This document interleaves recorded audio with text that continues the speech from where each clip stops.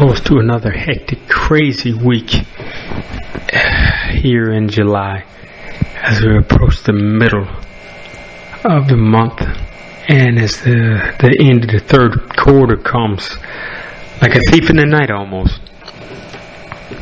Looking at the numbers today, and I'm going to expect each and every one of you guys to do your own homework at the end of this one. Kitco, before it's news.com, CMI, gold, silver. We've got a couple of different outlets online. You can also actually go to federalreserve.org and look at the actual numbers that present themselves to you. Looking at all of the Italian banks, the German banks, Credit Suisse, Deutsche Bank, which is the central bank of Germany, HSBC, London. Actually, HSBC is international, and they actually span all over the globe.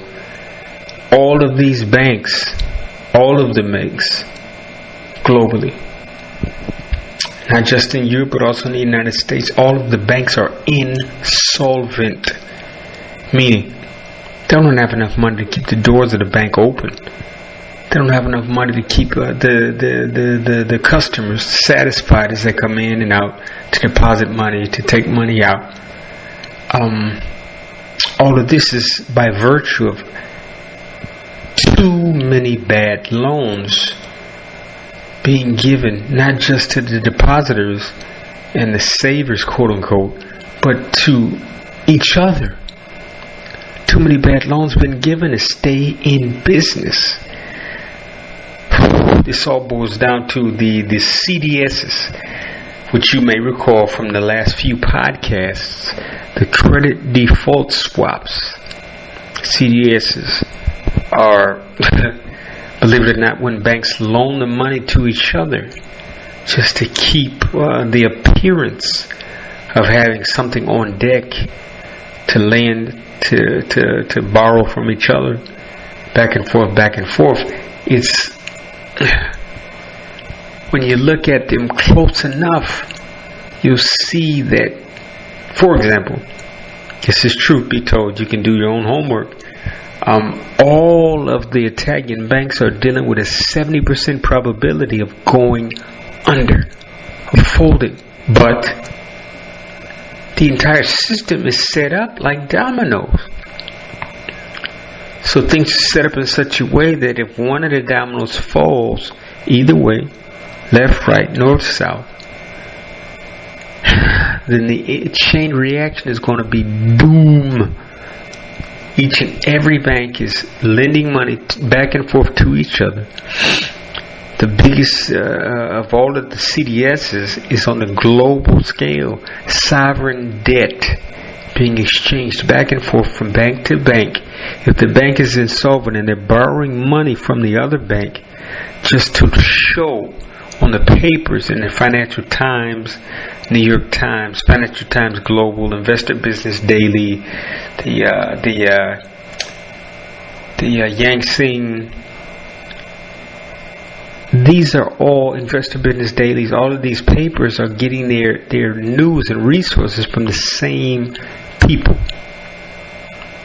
So they have all of the major banks with hundreds of millions of dollars. Or, for example, like Deutsche Bank, who's looking at 7+ trillions of euros of derivatives, all unfunded, not underfunded, unfunded.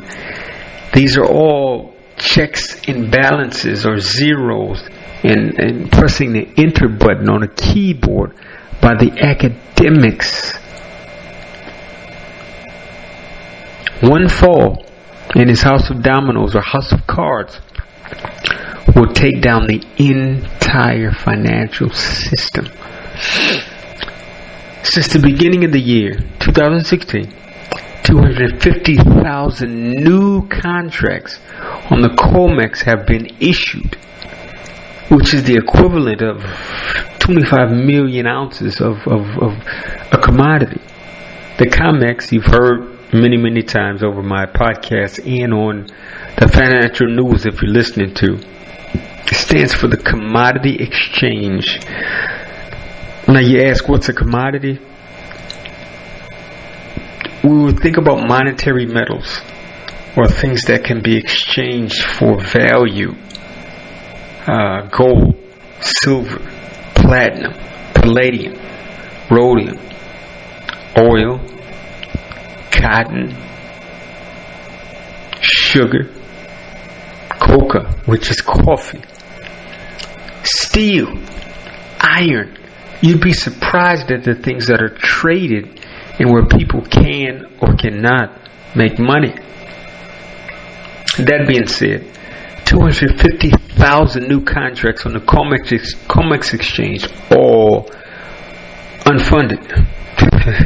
They keep stacking the chips or dominoes up in a row to let them all come tumbling. The physical demand, 25 million ounces, is going to simply overcome the supply of what they have on hand. There will be a global default, meaning that people are going to go to the bank and try to take money out. There's nothing there to take out. People are going to go to the central bank of these respective countries, Deutsche Bank, Credit Suisse, or whatever, and they're going to try to take out on this COMEX contract that was given by virtue of them sitting at the computer one evening or morning getting happy, because in my 2 podcasts ago I talked about everyone wanting to be rich. Fact of the matter is, they're running everything on credit, and at the end of the day, credit dries up, and when that happens, supply vanishes, food stores vanish, services stop. Take a look at Venezuela. Venezuela is actually home to some of my family members.